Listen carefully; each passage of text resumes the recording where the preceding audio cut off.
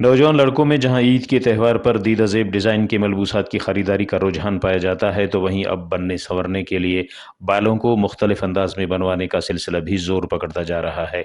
ईद के मौके पर हेयर ड्रेसर की दुकान में नौजवानों का बेइंतहा रश होता है, जो कि अपने मनपसंद हेयर स्टाइल बनवाने के लिए घंटों इंतज़ार करते हैं। जबकि ईद पर नौजवानों में बालों के मुख्तलिफ अंदाज में बाल बनवाने का रुझान बढ़ता जा रहा है। दाढ़ी माशाल्लाह عيدنا خوب جوش وخروش تیاری ہے.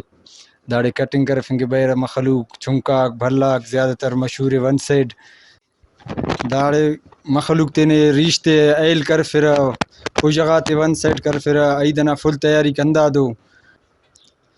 سرداڑے الحمدللہ عیدنا سیزن شروع ہی دا سا کاروبار بھی مننگ اٹھی اور خاص تر مخلوق نا انتے چونکا چونکا چنات ہے تیرا اسپیشل خاص تر وین پھگا ون سائڈ سیلنگ اٹھی ہے اور 3 سٹپ بھی مننگ اٹھی ہے آف برگر بھی مرے زیادہ تر ون سائڈ نہ چونکا چونکا چناتا بتیرا تا ون سائڈ کر پھرتا میرو بقایا ریشنا بھی سٹائل رہے ڈیزائنر ہے.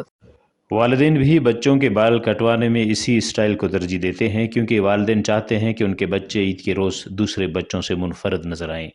رپورٹ مرتضی بلوچ، وش نیوز، خضدار۔